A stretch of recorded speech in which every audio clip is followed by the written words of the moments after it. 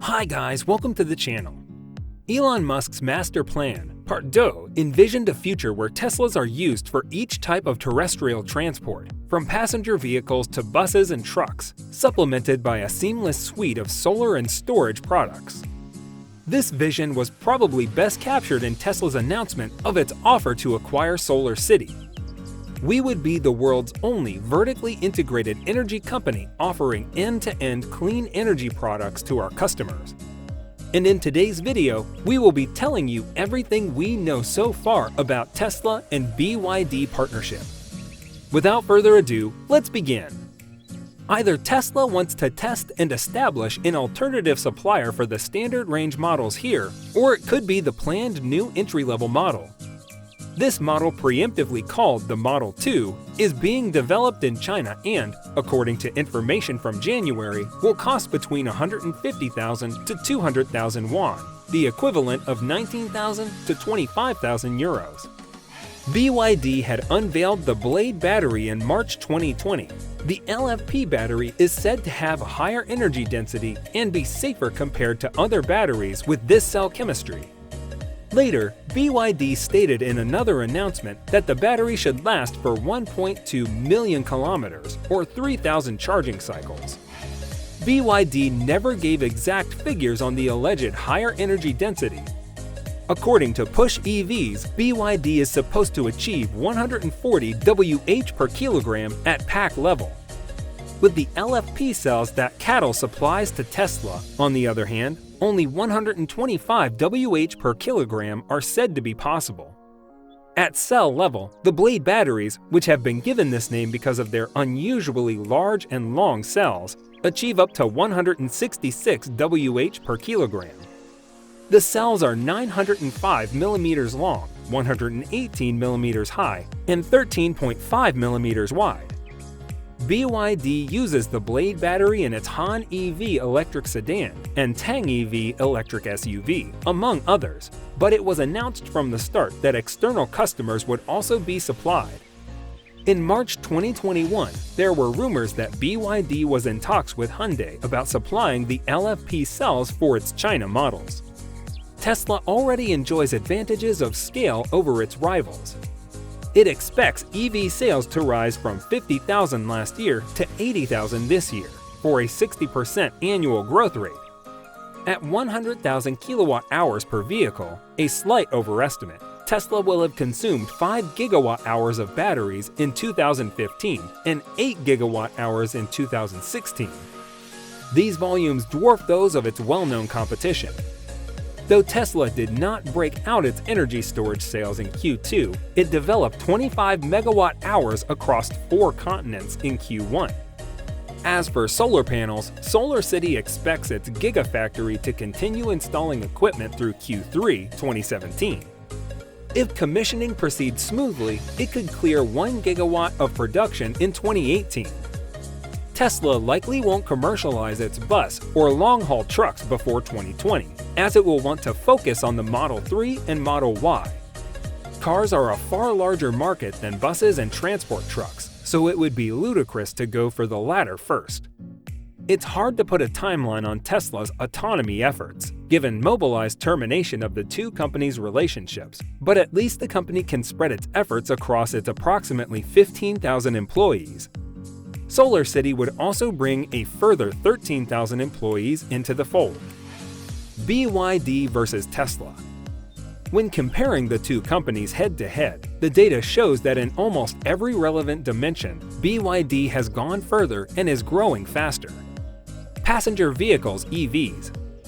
BYD not only outsold Tesla last year, but its planned growth this year is higher. It's on track to meet those projections too, with BYD China having sold 47,000 electric passenger cars through Q2. The Model 3 could help Tesla catch up to BYD in 2018 to 2019 if it executes a plan. Unfortunately, doubts linger about Tesla's ability to do so, given its struggles with even modest levels of mass production. BYD already offers 10 automotive models, so ramping up future EV programs should entail relatively low levels of risk. If you are enjoying the video, then make sure to hit that like button and subscribe to the channel for more amazing videos just like this. Battery use. BYD produced 10 gigawatt-hours of lithium iron phosphate (LFP) batteries last year in its 10 gigawatt-hour factory, and it is now building a second manufacturing facility. It expects to produce 16 gigawatt-hours in 2016, keeping pace with Tesla's growth rate.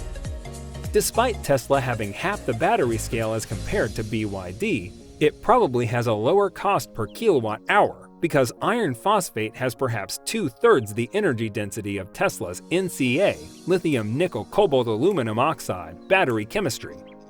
And though BYD has improved its battery's energy density 30% in the past few years, likely by adding manganese, other chemistries have advanced as well. LFP does have substantial advantages, the biggest being its dimensional stability when charged or discharged, heated or cooled. This allows BYD to recharge its buses at 300 kilowatts without a battery cooling system.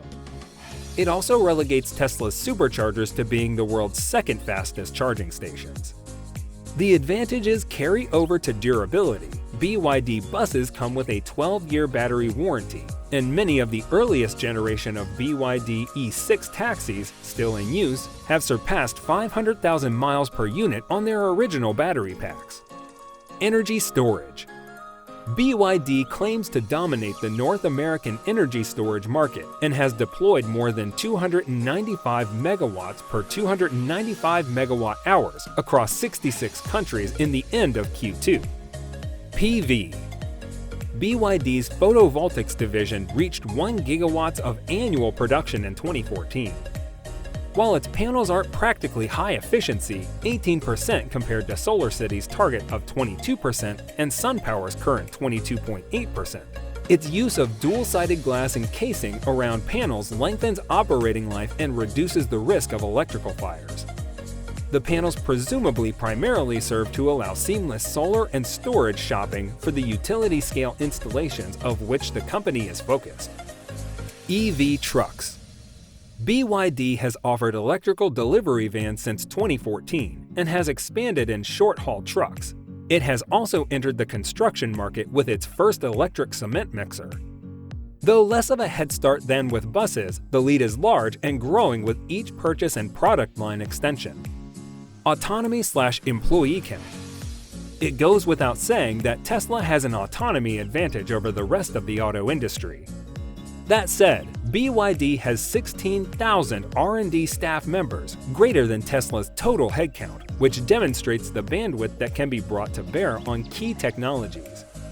It would be remarkable if the company wasn't working feverishly on its own autonomy efforts. BYD is ahead, and in some cases far ahead, of Tesla in every dimension of Elon Musk's grand vision. Autonomy is the only category where BYD is not winning. As such, every one of Musk's incisive insights about the transformative power of electric vehicles, solar photovoltaics, and battery storage, and the cost advantages enjoyed by the biggest gigascale producer now work more in BYD's favor than in Tesla's. Musk is playing catch-up in a game he thought he had just invented.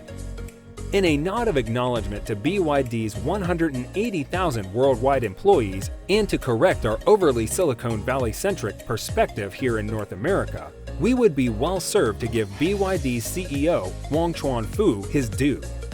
He clearly won round one. So guys, let me know down in the comments section below, what do you think about this partnership? For more interesting content, give this video a thumbs up and don't forget to subscribe to the channel for more awesome content. Have a nice day, and I will see you in the next video.